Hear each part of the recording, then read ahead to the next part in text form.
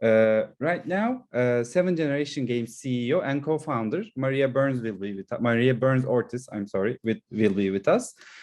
She will talk about games that make you smarter, introducing attendees to serious educational games by examining the differences and similarities between serious games and casual entertainment games.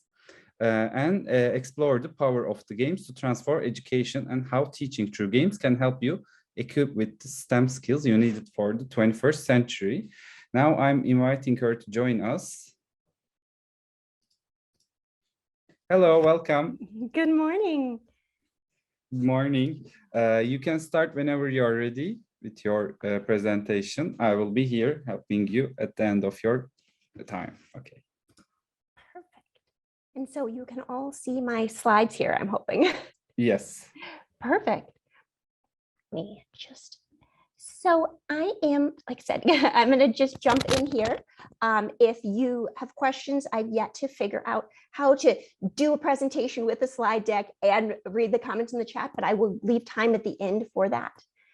So please feel free to ask any questions that you have. But yeah, so welcome. Today we're talking games that make you smarter, creating educational games that take learning to the next level. I'm Maria Burns Ortiz. I'm co-founder and CEO of Seven Generation Games, an educational video game company based in the United States. We have offices in Minneapolis, Los Angeles, and then a presence in Latin America and Santiago, Chile. We make video games aimed at closing the math gap. And that's not just teaching math, but games that help take kids who are behind when it comes to math achievement, which is the vast majority of kids, right? Pretty much wherever you live. And we help bring them to the level of math where they're supposed to be. We'll get into all that very shortly, but I want to start with this.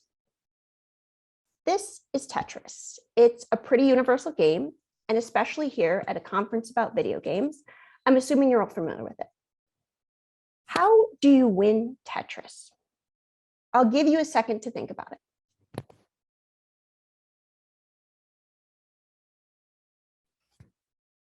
And the answer is you can't. It's literally impossible.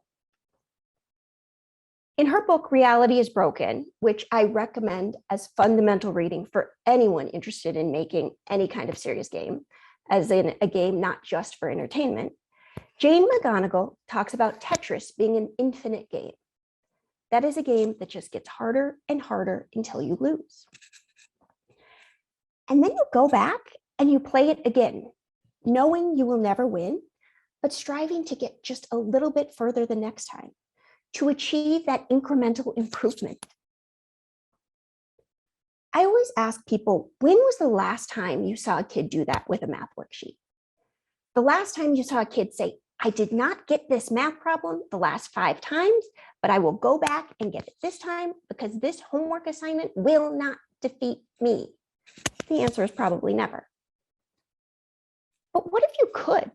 What if you could take that same excitement that kids have around video games and leverage that for learning? Games provide the opportunity to do just that. I mean, if you think about school, what is one of the worst things that can happen? You fail. You fail a test, you fail a class. It's awful. But in games, no one wins the first attempt. No one saves the princess the first time they play Super Mario. In World of Warcraft, when you're embarking on a quest, it's never as simple as just walk over there. You did it. Great job. That would be boring. You expect to initially fail in games. You want to be challenged. Yet when we're teaching children, whether it's multiplication tables or to spell new words or understanding scientific method, the classroom experience too often immediately focuses on aspiring for perfect, getting 100% instead of expecting and embracing failure as the first step in the process. Now, this is a graphic I saw many years ago about what makes good games. But to me, it's the perfect example of effective learning. You try, you fail, you try again. Sometimes you fail again. You try again, and eventually you succeed. Why does any of this matter, you might be asking yourself? Well, as you can probably guess, I have answers. Not necessarily all of the answers to all things, but answers. Now, you might be thinking, I completely know what I want to do. I have it all figured out. I want to make really cool entertainment games or casual mobile games that people will just play for fun. And you might be absolutely certain that's what you want to do. And that's cool. I am not here to tell you that you're absolutely wrong and you shouldn't do that. If that's what you want to do, I think that's great. Instead, I will tell you a little bit about how I ended up here, running an educational video game company that makes games teaching math. Because let me tell you, if you had told me when I was a student at university, this is what I would be doing, the first thing I would have pointed out is that I hated math. I wasn't bad at math, but found it completely boring.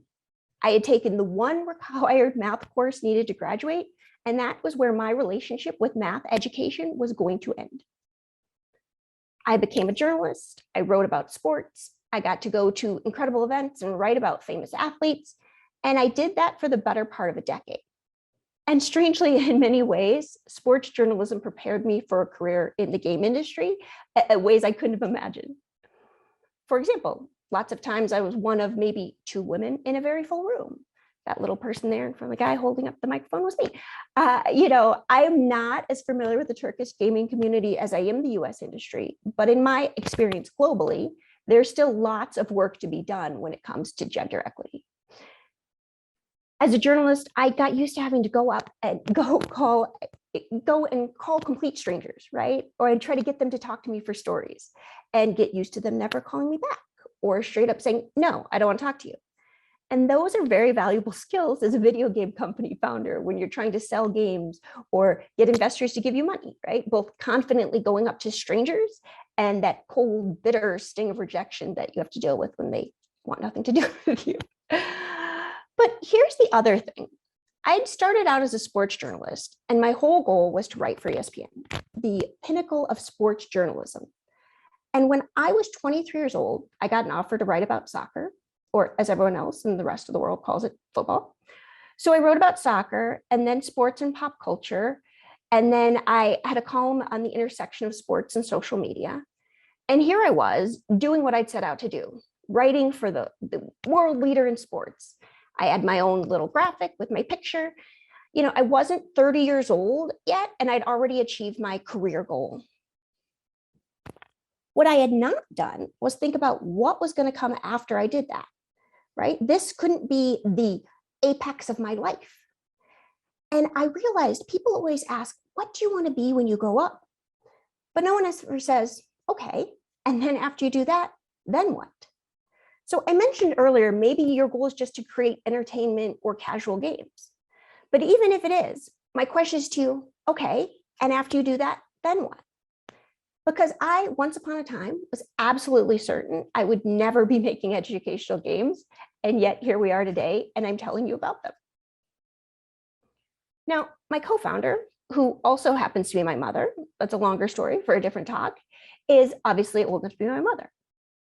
And so she talks about when she was young, and technology in many ways as we know it today was young, it was the field of the best and brightest who were coming up with ways to change the world through technological advances.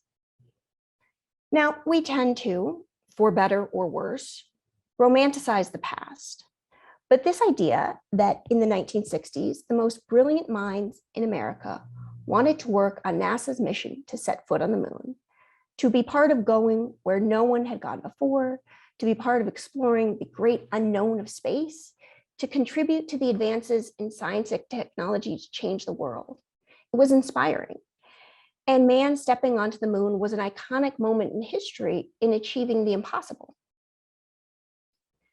Compared to, say, more recent space missions, which, as far as I can tell, were largely about billionaires fulfilling their dream of going into space to, I don't know, take selfies.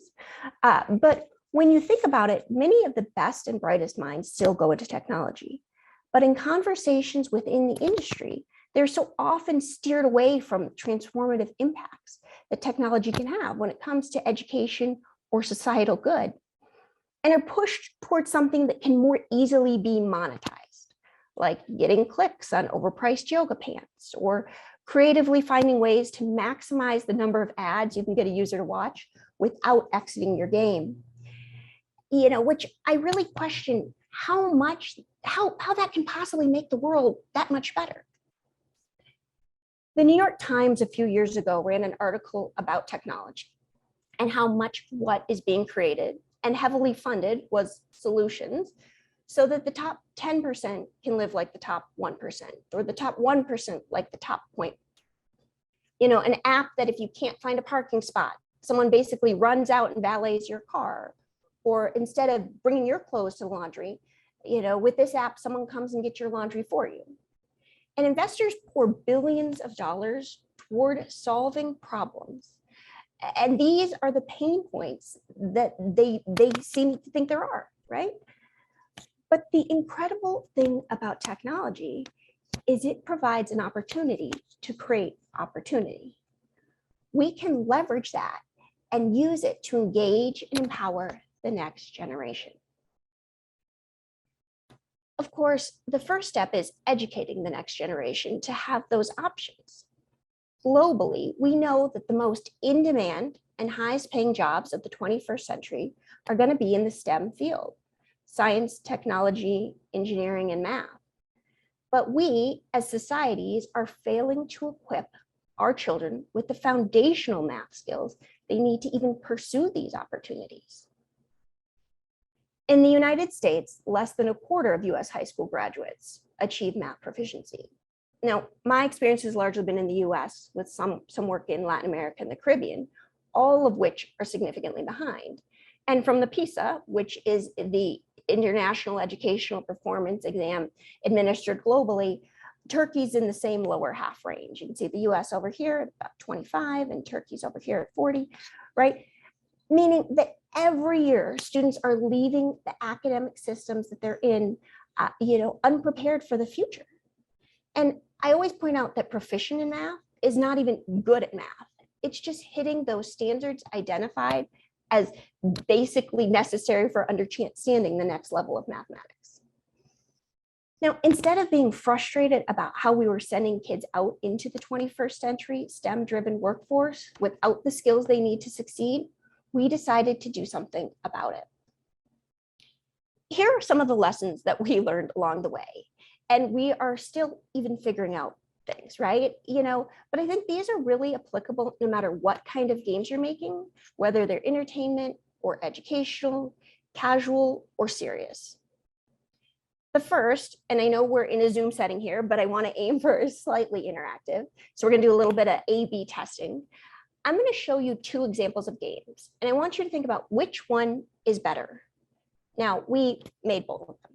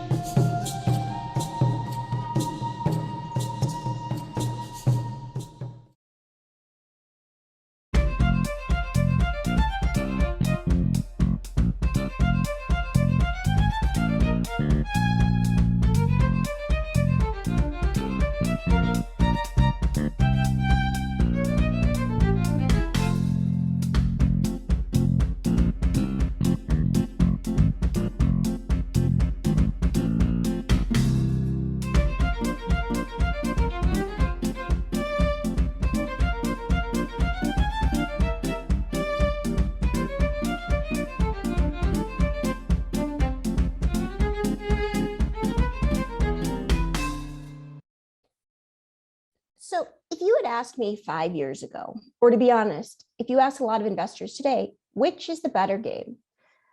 The answer would be the first one. It's 3D, it's more immersive, it looks cooler.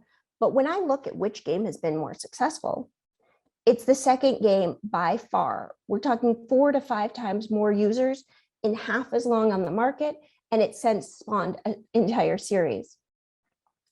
So the first thing I've learned, which can save you lots of money and time, as well as make you lots of money, is understanding what really matters to your users and being receptive to that feedback, even when it is counter to what you believe. It's a lot harder than you think, right? Because as designers and developers, we really become invested in the product. And it can be hard to shift that thinking, even if the data is telling us otherwise. And I'll get to data in a minute. But why the second game is more successful? Why is that? It's a good game, and I don't want to make it sound like I'm putting it down, because I love it. You know, I'm also the mother of 3 children. And whether you have kids, or maybe if you don't have kids, you have siblings, you know, parents always say, I don't have a favorite child. I love you all the same. I find it the same with games when you make them. I love them all the same, and no 2 of them are the same. But the answer to why making camp is more successful is multifaceted. The first being it meets user needs in the most basic way. And that for educational games, the truth is we don't need to compete with Fortnite, which is good because Epic Games is a multi-billion-dollar studio and we are in the low multi-millions, like low multi-millions. And we realized that in creating educational games, the games we created needed to be better than what was using in classrooms. So we went from thinking we had to be working towards this to realizing we just had to be more engaging in this. So worksheets, right? And that made our challenge as designers and developers much more realistic for a studio our size. Now, I always tell people, think big, but start small. The world of game development is filled with games that never launched or never succeeded because they were aiming for things they simply could not accomplish. It's actually surprisingly easy to prevent this from happening if you approach with what kind of game can I make that meets my users' wants and needs with the money and resources that I have. Both of these games met our users' needs, but it was the second one that met them at a lower development cost and was easier to scale. Because ultimately, I think those are the 2 goals to anyone working in this industry, right? To make games and to get people to play them. Which brings me to 3 questions that no matter what kind of game you're developing, you need to be able to answer. And it starts not with making games, but having someone to make them for. So who is your game for? We always want to say, it's a game for everyone. Everybody can play it. And while that might be true, when we talk about audience, you really want to look at who is most likely going to be playing this game, of course. But what you really want to be asking is who is going to pay for it, right? Because even if you're making serious or educational games, even when you're making games in pursuit of a noble good, you still need money, right? You can't pay rent or developers or anything else I've found yet in user numbers. For educational games, we look at, yes, we're making games that parents can get for their kids, so we're available in the app stores and things like that. But really, our core is the classroom market. And that's because in the parent market, we're competing for dollars with Roblox or Fortnite or 8 million free game options, you know, that are entertainment or edutainment, so educational entertainment. But in schools, our competitors are areas where we as a game can stack up better around educational outcomes and engagement. When we get into other global markets, it becomes a question of, for example, this is our game for Siglo de Cambio. It's about Chilean history. And people say, is it just for the Chilean market? And while you always want to say, well, no, it's for everyone, right? The answer is it's a game about Chilean history being developed for students in Chile. So yes, the focus for this game is just on the Chilean market. And having that clarity very early on helps you shape your design, development, and distribution decisions. Now, speaking of distribution, that brings me to my next point. The next thing you have to know is how will they access it? And I'll hit on cost in a minute, but ultimately number of users is going to be a key metric because if you're charging for your game, you're going to want as many users as possible to get as much money as possible, right? Basic economics. If you're a freemium game, you're going to want as many users as possible because you'll have this small percentage of users who will pay for freemium upgrades. And the higher number of users you have, the higher number of premium purchases you'll get. Or if you, or if you're opting for ad monetization, right? Then it's going to be how many users can you get to get as much ad revenue as possible, and you need even more users, right? Common sense will tell you the more ways or places users can access your game, the more users you're going to get, which in reality might be true, but you're likely going to be better off focusing on channels that offer the most growth potential. For us, the US educational market is dominated by Chromebooks. And although Chromebook Android app installs are becoming a little more common, those games largely need to be browser-based. So we have to think, what limitations does that have on some of these higher resolution graphics? How does that shift the design and development decisions we're making? Understanding how your game is going to be accessed isn't just about users. Sometimes we work through this linear process of design, build, and ship, only to find that we would have made different decisions in the design and development if we'd worked backwards from distribution. With us, with iOS penetration being so small in Latin America, I saw similar metrics in Turkey, with Apple only having about 15% of the smartphone mobile share, and the number even's going down a little bit. I like user-friendly data visualizations. So for products there, it doesn't make sense to do an iOS release for those products the way we might in the US market, where it's a 55% iOS share. But there we focus on Android, thinking about that distribution channel. Which brings us to money. How much will it cost? And I don't even mean affordability for your users. I mean for you. Making games is not cheap, to put it mildly. You can burn through money faster than you have ever imagined was possible. And so looking at your games, looking at areas where you need to spend and where you can try to minimize spending is key. I was moving to a new house a couple of years ago, and someone advised me, here's the trick to packing when you do that. You sort things into a definitely keep pile, a maybe pile, and a giveaway pile. And then you pack everything in the keep pile and you get rid of the other two.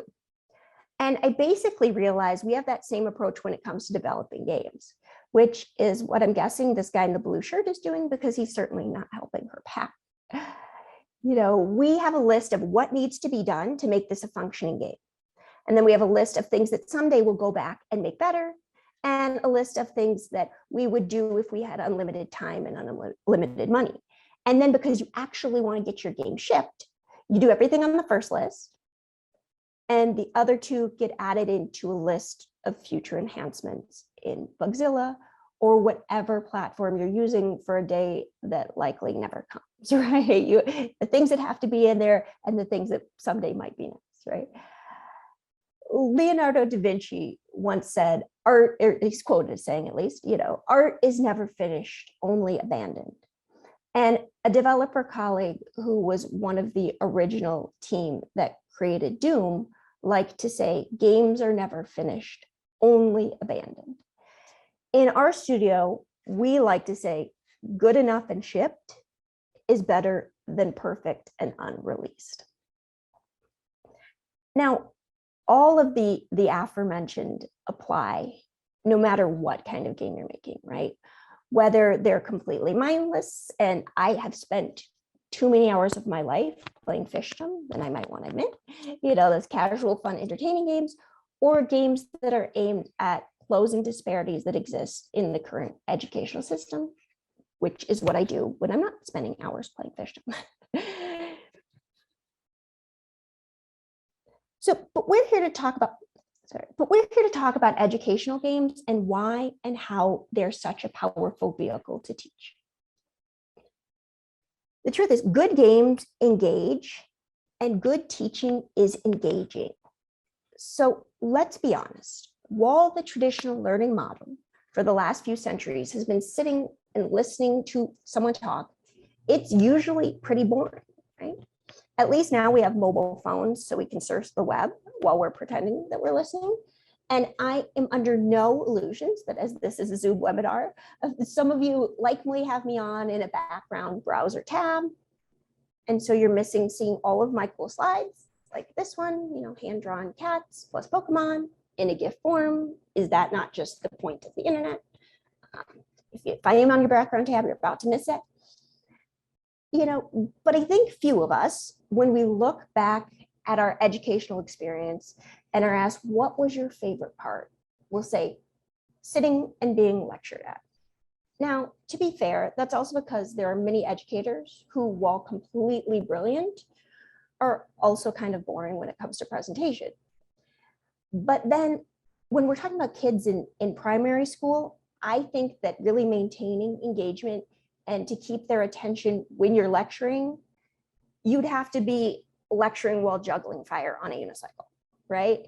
But games present that opportunity, not only for engagement, but active application of those skills to present information, assess the skill, get immediate feedback, and then do it again. Games become the fire juggling unicyclist. Okay, quick. Now, when was the last time someone ran up to you on the street and shouted, "What's 8 times 3?" Right? Probably never. I work in an educational video game company making games that teach you math, and it's yet to happen to me. But when we're teaching children, too often, that's how they're being taught. Rote memorization, right? Without context or applications. And going back to my point about engagement, simply memorizing math facts is not engaging. Now, imagine you have 2 scenarios, going back to my A/B testing. A, here's your traditional model. Good old-fashioned worksheets. Solve for 8 times 3. And here's what it looks like if you get it wrong. Right there, second one from the second row, right? A little check. Oh, it's wrong. And here's what typically looks like if you get it right. Not very engaging, I think we could all agree. Here's option B.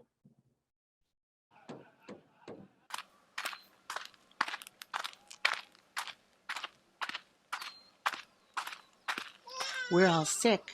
We've been waiting for you to come back. Grandma says there's an herb we can use to make medicine.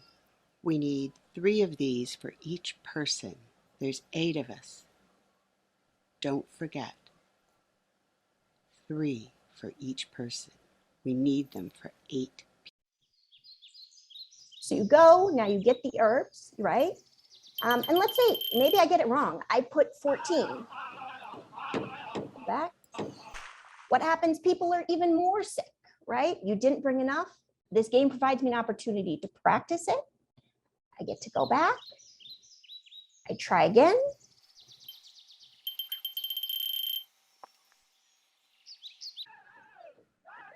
I come back with the right number.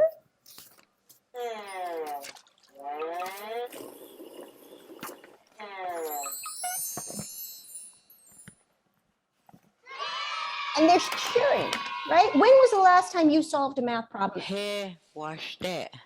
When was the last time you solved a math problem and someone cheered for you, right? So which of these do you think is going to stay with you? Which is going to motivate you?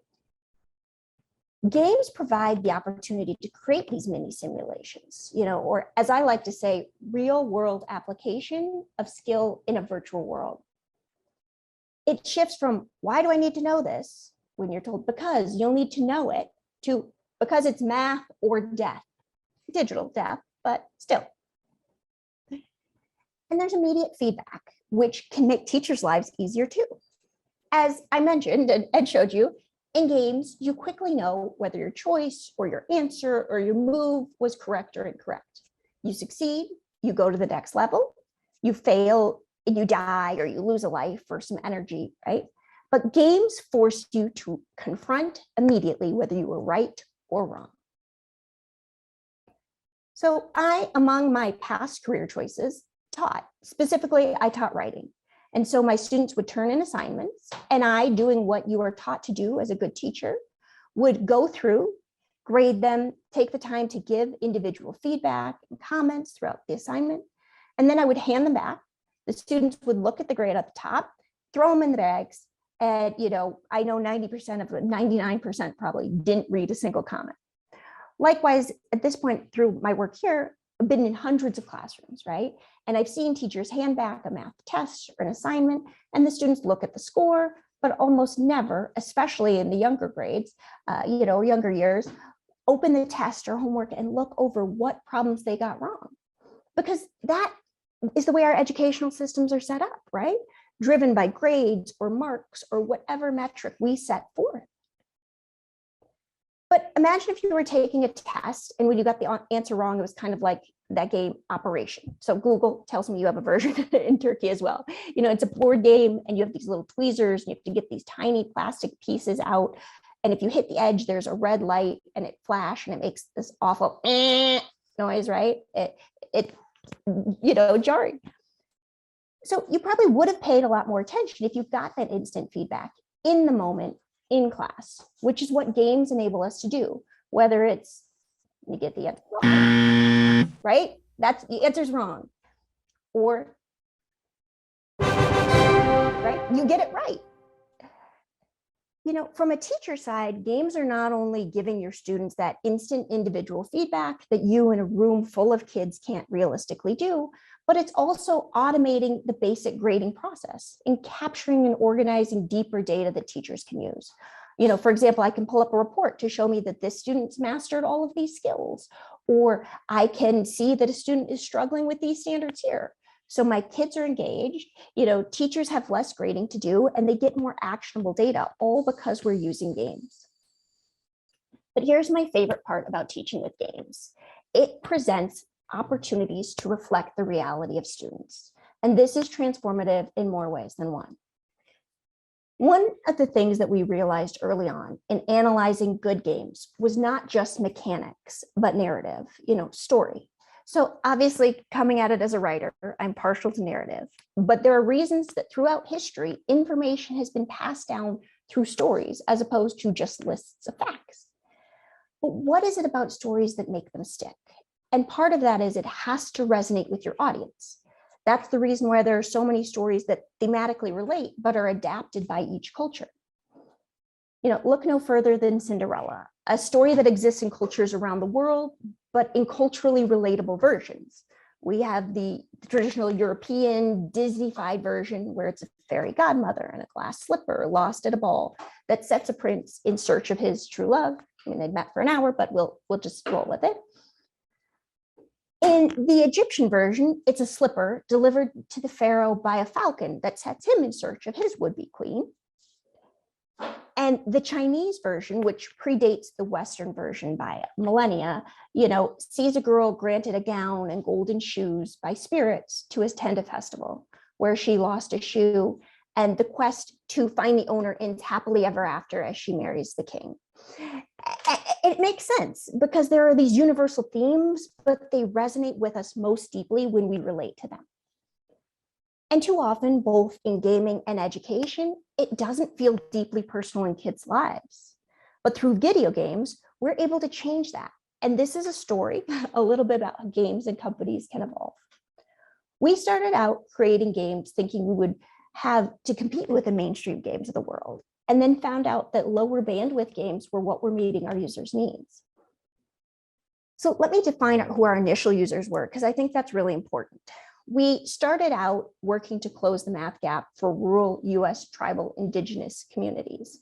Actually, one specific community in North Dakota, not too far from the Minnesota border. You know, I don't expect you to know US geography, so it's that star there, the part of the United States that's really cold, but not Alaska. And we knew that kids from this community were found to be more engaged around culturally relevant curriculum. I'd argue that's true from any kids from any community, you know, and the idea that it reflects my reality, you know, and so we designed our first video game to incorporate traditional Dakota culture and history with math. So you need to hunt buffalo. If you've never seen a buffalo, you know, they're really big and you're not taking down a buffalo with a single arrow. There's 5 buffalo, and so you need 7 arrows per buffalo. How many do you need? That's a lot cooler than, quick, tell me 5 times 7. We'll put it here on this worksheet. You know, and we were, through games as a platform, able to build things in though. So where you can say, you know, give me a hint, which basically pops up the equation, what's 5 times 7? And we could give feedback. So if I put 12, the game can tell me, oh, are you adding instead of multiplying? I get it right, and I get to hunt buffalo. Ooh, let's see, I'll show. So there you go. is. They don't really jump like that when you get them in real life, but some parts of the game is you also make it fun, right? But we were more than just creating these games as a way to teach, we found. We were creating these for many of the kids because it was the first time they'd ever seen themselves or their communities portrayed in a game, and that mattered. One thing that happens when you are so absent from the curriculum you're taught and games you play is you become desensitized to that emission. You don't think, why am I not reflected? Because it doesn't occur to you that you should be until that mirror is held up. Oh, and because it is all for nothing if your educational games don't actually teach, outcomes were essential. And so we made our first game and we tested it in schools, and kids who played our games went up 3 times on the math skills that our games covered over the kids who didn't, right? And so we did this a couple times to get multiple years results, because if you're giving kids games for education and they don't work, you're not part of the solution. You're just making the problem worse. So this was the beginning. And now what happens when you're working in small towns and communities? I've lived in 4 countries across 3 continents, and it is universal in my experience, I'm sure no different in Turkey, that people in small towns talk. So we just finished testing our first game when a colleague from the next, an educator from the next reservation or tribal community over said, when are you going to do a game in Ojibwe? So that was their tribe, and she wanted a game. And so began our next project, to our set of games, which included a 3D game and a secondary 2D game, almost as an afterthought. It was a project that we had to do to see if it could run on an early Android tablet. And so that was the 2 games I showed before. And when we released them, as I mentioned, it was the second game that took off. It was easier to access. It was also structured in a way that offered choice versus forcing you to follow a linear story path. And that made kids feel more empowered. They were in control of their education. And we started getting more people saying, can you make a game like that about my community? Can you make it to reflect my culture? Can you make it in my language? And because representation matters, being able to see people who look like you, who speak your native language, who live in houses or towns like yours, whose experiences you share, that matters, right? It's empowering because it says to kids that you are seen, that you exist, that your stories are valuable, important, and interesting, and not just to you, but to all of the other people who are playing this game. However, as we did this, we realized 2 things. We needed to create a way to streamline the process, because really so much of what was happening, not just for us, but across educational games, was that with every new entrant to the market, it was basically starting from scratch. And we weren't just going to build games about their community for kids, we were going to do it with them. Now, at 7 Generation Games, we talk about 2 kinds of problems. The first being problems that you know how to solve, and you just need to be able to get the time to sit down and do it. And that's how we tackled the development process issue, automating elements of the process to create our 7Gen Blocks platform. And first we use it to create our own games, and now we use it creating games for others. So we've been able to condense the timeline from 24 months to release our first game to about 6 months now. We're aiming for about 4 months, at which point I think that's as low as you can go. But we went from making educational games to creating a platform that could make large parts of these games for us. So those are the easy, and I say easy because we knew how to solve them type of problems. The second kind of problem is where you don't know the solution and you have to figure it out, or you make it up as you go, right? But honestly, if what was being done over the last decade was working, math scores and other educational outcomes would be going up, and they weren't. So we had built our first few games with educators and elders within the communities we were portraying, incorporating traditional community experts within the design. But we were also testing and getting user feedback from the students, which, let me tell you, there is no better nor more brutal critic than a 13-year-old child, because they will tell it to you like it is, right? But through this process, we saw the critical thinking and creative potential these kids have. And we also saw it as a learning opportunity, not just learning through playing games, but learning through creating them. So we incorporated youth into our design team for all of our games, finding ways to even take it digital during COVID, and building out game levels, narrative, artwork, sound design, and more, with the kids actually contributing to that process. We took kids from seeing themselves in games to seeing themselves as people who could make them. Now, here's the thing about STEM education. There are too many communities that have not only been historically excluded, but are being modern day excluded because of race or poverty or immigration status. In English, we come up with synonyms like economically disadvantaged or marginalized. But as a colleague from one of these communities said to me, people like to use different words to describe our situation because it makes them feel better. But changing what you call things doesn't change the situation. Changing how things are done might. And those are the kids we set out to reach every day. So as I mentioned, I have 3 kids, and I get asked a lot if I co-founded 7 Generation Games because of them. That sounds like a feel-good story. But with 2 parents who have private university degrees and professional jobs, my kids will have so many advantages already. However, I make them for kids that don't have those opportunities, right? We work almost entirely with schools where 80, 90, 100% of the kids live below the poverty line. And when I ask how many of you like video games, 100% of hands shoot up. I say, how many of you think it would be cool to make video games? Every hand. And I say, how many of you think you could make video games? And often it's none, 0, right? And this hasn't happened once or twice, but dozens of times. So I ask them, what do people who make video games do? Well, they code, the kids tell me, but not only do they code, they're like super computer geniuses. First of all, I'm sure, as we can all attest, not everyone in this industry is a super computer genius. I've worked with a few people who I was amazed could even figure out how to turn a computer on, right? And then I follow up with, okay, so what else do people at video game studios do? And I get maybe a random idea or 2 at the beginning, but mostly it's blank stares. No one ever talks about that. They just see the coding in the shows where, right? And no one I know codes like that either. However, as I walk them through the design process and what we do, from developers to artists to audio engineers to design to the heroes that are project managers, they come to see the many parts, the people, and therefore possibilities that go into creating games. And they see games just not as things to play, but opportunities to be part of, doorways to other opportunities they didn't even know existed. And from there, maybe it's games, or maybe it's more largely software, project management, or databases, or just a jumping off point for the myriad of other jobs that existed that they were previously unaware of. Fields where they're able to put these math skills that we impart to them as children as being so important into action, ways they can create upward mobility for themselves and their communities. And the process doesn't have to be highly technical. We start all of our design, process like this. And these are little paper cards where kids, just write down ideas.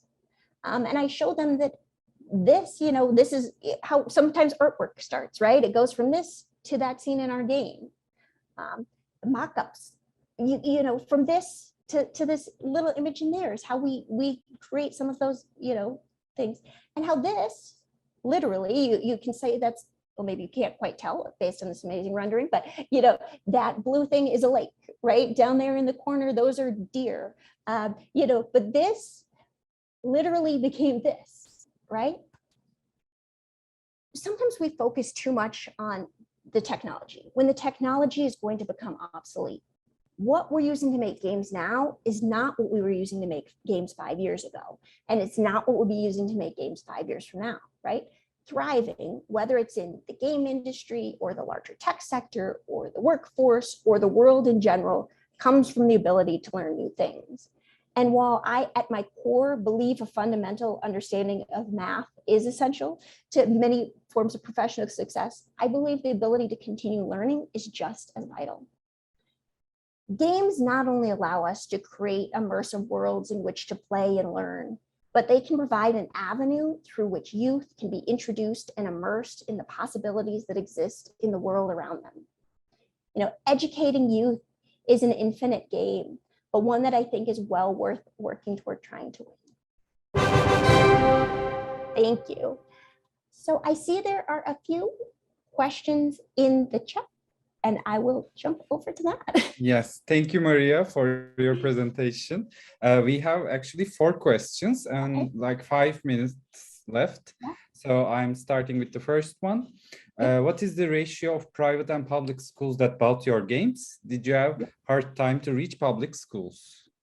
Yeah, so almost all of our schools are public schools. And the answer is yes, selling to schools is a really difficult market. Now, for us, we were fortunate because we worked in smaller communities. And the good thing, like I said, smaller communities also talk, right? And we were creating solutions for these public schools that, reflected their community. So we were able to get some early adoption there because, hey, it looks like our kids. It sounds like our kids, they can see themselves. So yeah, but almost all of our schools are public schools.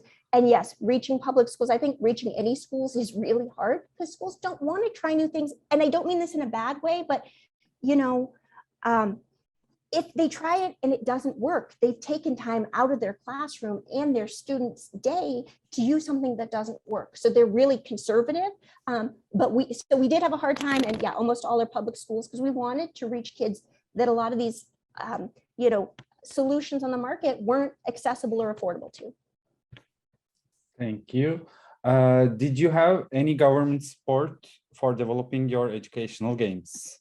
We did. We are incredibly indebted to the United States Department of Agriculture, who funded our first several games they gave us, and they wanted to create games that worked in these rural communities. So the U.S. Department of Agriculture works in rural America, and they really wanted to create games that would work, like I said, in low bandwidth environments. And so much of what was being done was it needs to be in the cloud and everything should be streaming and all these things. And we were in schools, I think the last year has taught a lot of people, last, I guess, year and a half, I taught a lot of people a lot of things about how the digital divide and the access gap, how wide that is globally and within, even within countries that are considered, to have good, infrastructure when it comes to internet and broadband and wireless and all those things. So the U.S. Department of Agriculture, we want to make games for these communities, and so they funded us actually for several of our games, and then the National Institutes of Health in the United States also funded us for the development of our 7Gen blocks platform. So yes, and it was important because you go to investors and you say, I want to make these games, and a lot of times they say, oh, that sounds really good, it's really important, it's really necessary, and then you say, do you want to fund it? And they say, oh no, I don't know if I think there's money in helping people, but we believe that they did, and fortunately the government did, and then actually the Chilean government also gave us money so to create the Chilean market games. So yeah, we've been really fortunate on that front, and I think anyone looking at educational games should certainly look at those opportunities. Yes, our third question is, have you ever shipped a game to a Turkish school? We have not, but we are always open to it. Yeah, but not yet. Our last question is, are there many companies in the sector that make educational games? What is it about you that convinces schools, teachers to work with you? Yeah, that's a good one.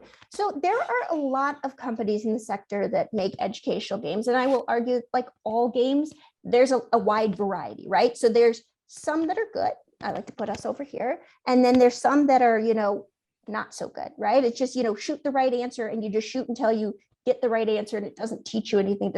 So there's a lot of companies. And I think one of the hardest thing about being an educational company is there's so many options out there and it's hard to figure out which ones are good and which ones aren't. And that's actually that second part of the question. And there's literally hundreds of thousands of educational games. Like you go to the App Store, and that's tagged educational. It doesn't mean they are educational, but what convinces teachers to work with you? And that's one of the things, because sometimes it's like, well, we tried using games and it didn't work because they weren't good games or things. And so that's a hard sell for teachers. For us, I think what convinces teachers to work with us is we make sure that teachers in classrooms, we've gone through a training with them so we can walk them through it and show them how it's used. So often it's, here's this game, use it, here's this thing, and they aren't told how and why and how it works. So we do a lot of training on that front. A lot of, early on, a lot of it was word of mouth because we can say it's great, but if other people say it's great for you, that really helps.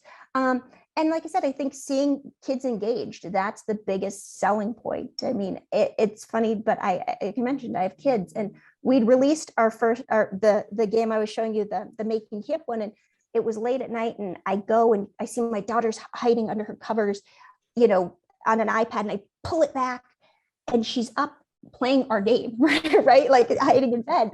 And it was that struggle of being the parent saying, you're supposed to be asleep. And oh my gosh, what do you think? And so I think when they see the kids are engaged, they see the data that they get from it and the learning that's done, I think that all kind of comes together, but it's not as easy as saying, we've got a solution. You've got to show them that it works. Okay. I think, we are running out of time. Thanks a lot, Maria, again. It was really informative on every side. Thanks a lot for joining this month with us, being here. Thanks so much for having me. Have a great one. Thank you. Bye-bye.